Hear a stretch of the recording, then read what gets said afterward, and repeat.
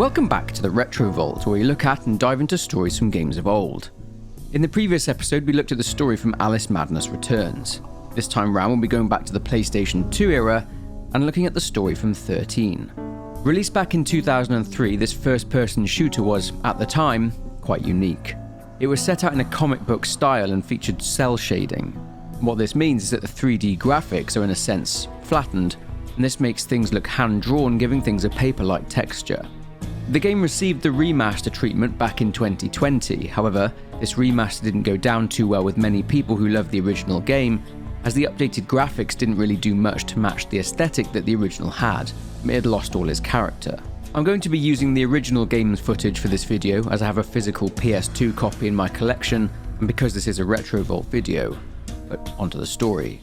The story is based on a set of 5 Belgian graphic novels of the same name. There is a storyline beyond the one this game tells, but unfortunately, despite this game having become somewhat of a cult classic over the years, the game sold poorly on release, so plans for a sequel were scrapped. There were a couple of follow-up titles, but I'm not going to get into them, and this video will just focus on the PS2 title.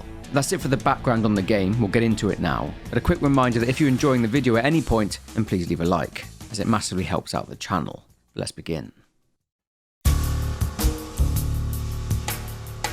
A man washes up on a beach in New York City. He's wounded by way of a gunshot, but he has no memory of who he is or how he got there. A lifeguard named Janet runs over to him, and whilst walking to the lifeguard's truck, the man has a brief flashback of what happened to him. He was on a boat and heard someone over comms telling him to get off it. He jumped over the edge when confronted by armed men, and this is when he was shot. Trying to walk over to the truck, the man passes out. Coming to again, Janet the lifeguard is on the phone and she's arranged for the man to have a scan in order to check for any brain damage. She tells the man that she found a key in his pocket bearing the name Winslow Bank. Armed men then show up and kill her, and the man has to fight his way out of there. Killing many of the armed men there, he spots a man on a speedboat saying that he needs the Winslow Bank key the man has, referring to him as 13. His men aren't able to get the key off 13 and he uses a truck to escape and heads straight for Winslow Bank, as maybe there he can find answers. Getting there, the bank teller instantly recognises him and addresses him as Steve Rowland. The key is for a safety deposit box there at the bank, and being led to the box, 13 opens it to find a bomb inside, ticking down. He has another flashback. In this one, a woman was with him at the bank, and she mentioned files that were inside the briefcase, saying that some group that go by the 20 would kill to get their hands on them. She said these files would incriminate all of them, from number 20 to number 1, indicating that the group is made up of 20 mysterious individuals. She spoke about the plan on the boat, and warned 13 not to trust some girl, as she's nothing but trouble, apparently. They then placed the bomb into the deposit box along with the briefcase, arming the bomb should anyone come for it. So, having fallen into his own trap since he has amnesia and forgot about it, the bomb goes off and the bank is put on alert. Having to pacify the bank security, being careful not to kill them, 13 makes his way to the bank manager's office, and he hears a conversation in which the bank manager is expressing concern that 13 is still alive and informs someone over the phone to inform the mongoose. He leaves. However, the bank is overrun by armed men who are intent on killing 13. Fighting his way out of the bank, 13 manages to escape but is confronted by FBI agents led by a man named Colonel Samuel Amos, who tells 13 that he's under arrest for the murder of the US President, William Sheridan. With no choice other than to be arrested, 13 is taken into FBI custody and to FBI headquarters.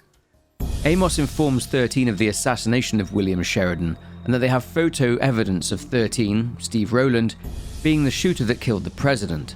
But 13 tells them he has no memory of carrying out the hit.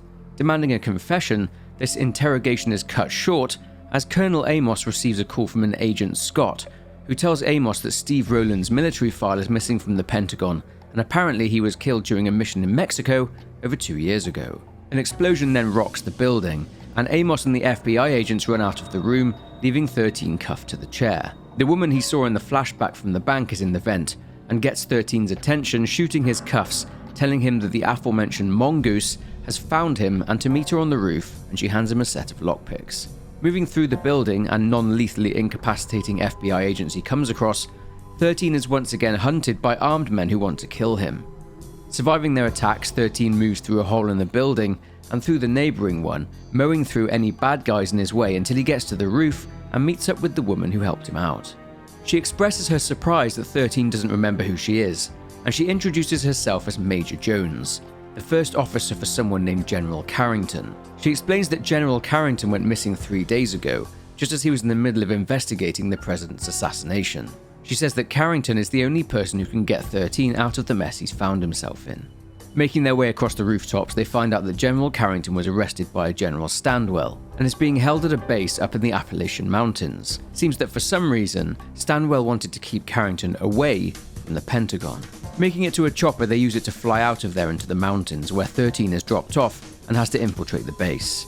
As he's dropped off though, a special ops unit belonging to the US Army known as SPADS, the Special Assault Destruction Squad, show up and kill the soldiers stationed there.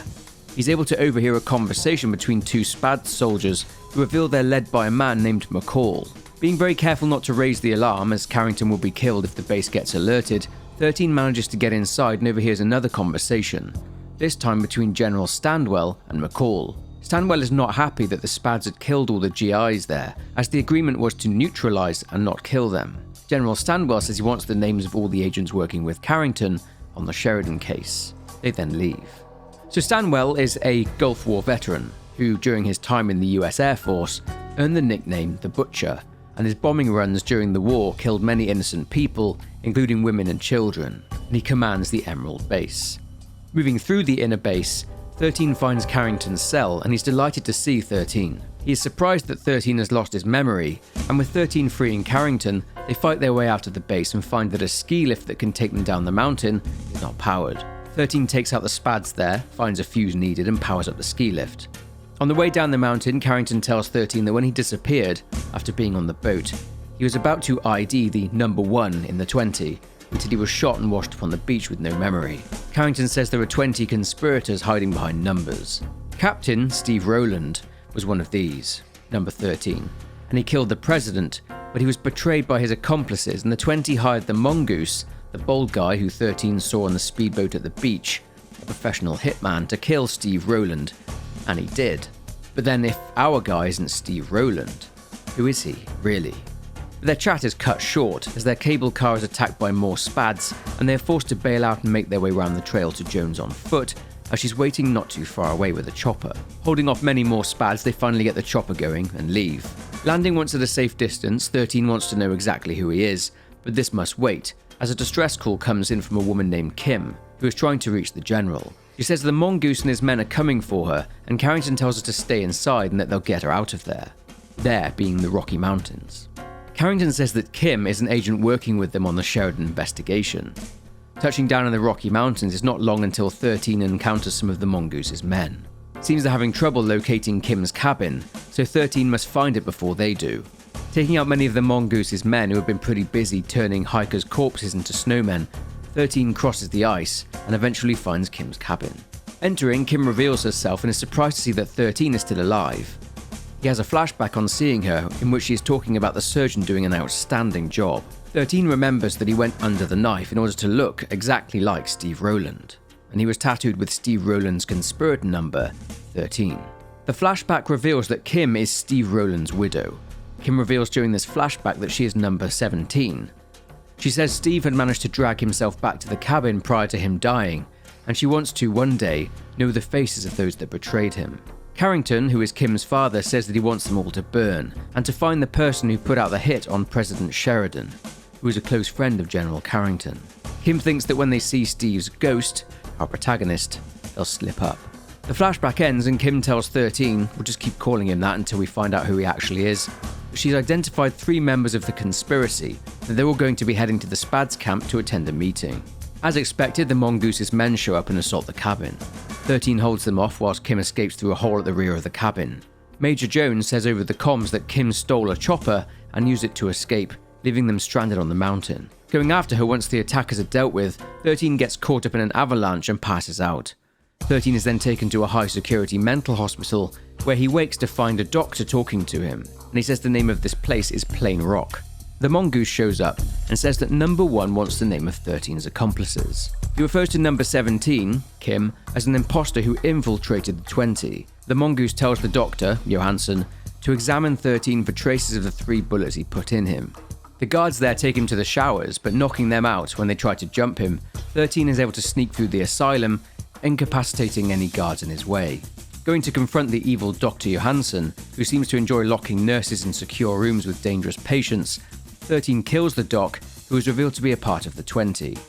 He is number 20. The nurse there asks 13 to help her, and he opens the door. She tells him to use her as a human shield and he can get past the security and to safety. Thanks to her helping, 13 is able to escape the asylum via an ambulance, and it seems he is somewhere in the Grand Canyon. Being pursued, the ambulance crashes, but both 13 and the woman who is being forced to drive the ambulance for him are fine. Moving through the Grand Canyon and fighting off more of the Mongoose's men, 13 is able to head through a series of mines and meets up with Major Jones. They then fly on over to Mexico where the Spads camp is. General McCall is in charge here, and Kim suspects that he too is part of the conspiracy. Jones warns 13 he'll be dealing with a number of men in the base that are all Black Ops, so he needs to be careful. He cannot raise the alarm or this secret meeting will be called off. Making his way in through the sewage drain, he gets eyes on the base and spots 3 men there for the meeting. They're speaking about 13, and that he has no power in order to disrupt their plan, and McCall tells General Standwell that his men are standing by. It's not yet clear who the third man is though. Inside the base itself, 13 is finally able to find out who he is. 2 soldiers speak in the room next door and reveal his name is Jason Fly, revealing another flashback where he's speaking to none other than the real Steve Rowland, who was Jason's captain. It's revealed that Jason, we'll just call him this from here on out, was a former member of SPADS before he was recruited by General Carrington for a top-secret mission. Sneaking through the camp, Jason reaches McCall's tent, a large one that he'd previously used during Desert Storm. Eavesdropping on the meeting, McCall reveals himself to be number 11 and makes contact with the man who is number 1. Standwell is revealed to be number 3 and tells number 1 that President Galbraith, the new US president, has authorized SPADS to oversee the US Army in a simulated state of war. The third man there is revealed to be number 5, and he says that he's to receive a list of all those supporting their cause, and that another conspirator, number 9, will be handing it to him at a place he calls the Plaza. McCall informs number 1 of an arms shipment arriving, and tells him that he has 13's military file there with him. He'd removed it from the Pentagon so as to block any FBI investigation being carried out by Colonel Amos. Number 1 states that he has something that number 17, Kim, will definitely want to go claim, so he tells him to abandon the search for her. Once the men have left, Jason grabs Rowland's military file off of McCall's desk and gets to work implanting explosive charges inside the ammunition hangar. Making his way through the camp so he can escape, Jason is confronted by McCall, who tells him that number 1 underestimated his skills and wants him reintegrated into the group, as he still clearly thinks that Jason is in fact Steve Rowland. Facing off against McCall, who is tough and armed with an M60, Jason kills him, and Major Jones says there's a submarine close by which will be his only way out. Making his way through a nearby hangar, Jason is able to get on board the sub just as it's about to leave. He needs to find a radio, contact Jones, and hide somewhere safe. Sneaking through the submarine, again being careful not to alert the crew, Jason makes it to the comms room and sees the captain is there. He makes contact with someone over the radio and is revealed to be another one of the numbers. He's number 7, and speaking with number 1, Jason learns that this submarine is called the USS Patriot, and it's being utilized to protect the shipment that was being spoken about earlier. 7 tells number 1 that McCall is dead, and number 1 tells 7 to change course for Maryland, but to carry out the mission. Jason contacts Major Jones over the radio, telling her he's headed for Maryland. Making his way to the captain's cabin, he stows himself away behind a curtain and hopes that he's not found before they're able to dock. Unfortunately, the crew realise there's a stowaway on board, so Jason needs to escape through the submarine's torpedo airlock. So he has to try and find the key. Blasting his way through anyone on board, he's confronted by the captain, Franklin Edelbright, number 7. He says he'd rather die there than tell number 1 that he failed. A firefight takes place and the captain is killed. Jason takes the torpedo airlock key and uses it to escape the submarine, and he ends up in a hangar. Obliterating any SPADs there, Jason is contacted by Major Jones, who tells him that Carrington will pick him up nearby and to meet him outside Hangar 33. He is also instructed to place explosives onto the submarine, as this will also destroy the arms shipment. Doing so, the shipment is destroyed, and Jason escapes through the hydraulic gate, and after fighting his way through various hangars and destroying an attack chopper, he meets up with Carrington, who is flanked by Colonel Amos. Amos hasn't yet been brought up to speed on what's going on, but he's about to be.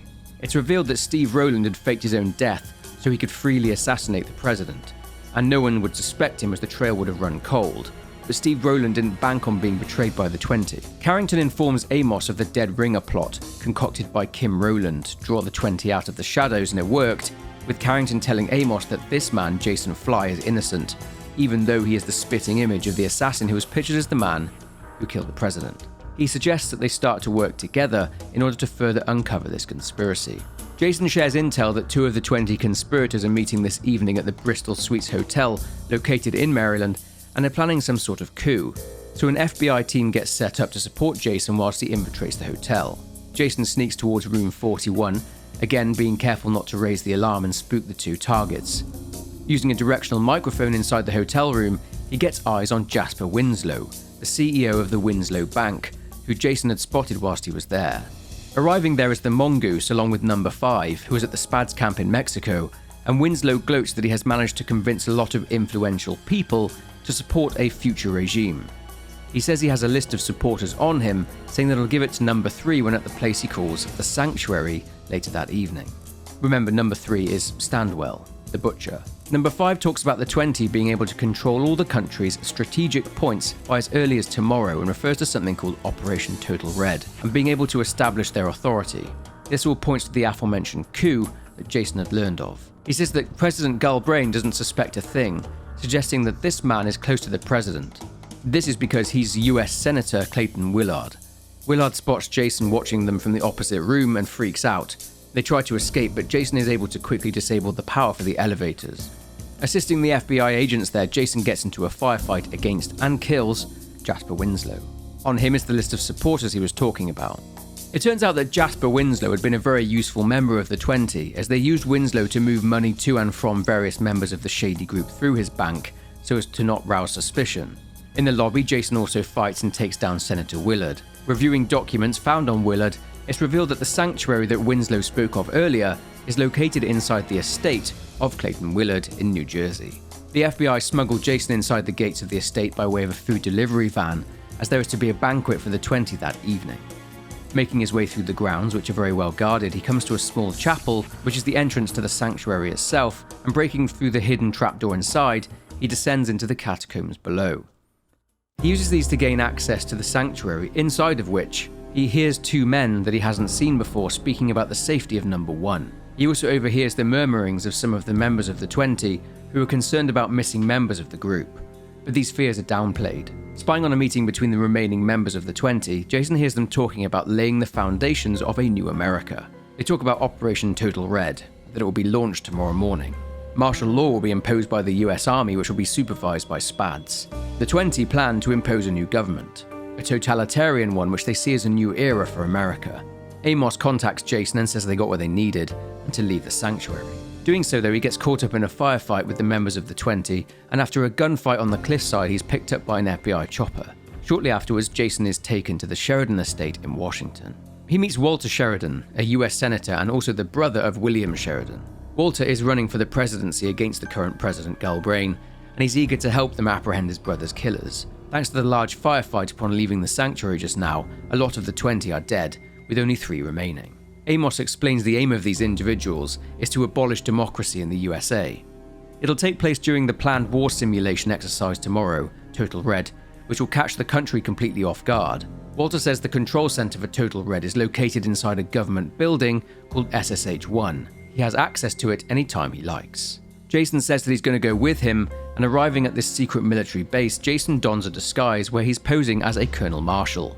Moving through the security checkpoints, they're greeted by one of the men Jason saw at the sanctuary. Standwell is Number 3, so this man must be Number 1 or Number 2. Anyway, his name is Calvin Wax, and he's the personal advisor to the president, and he's also the Secretary of Defense. Unfortunately, Jason, Colonel Marshall, cannot enter the control area under strict orders from President Galbraith. Jason needs to find another way inside.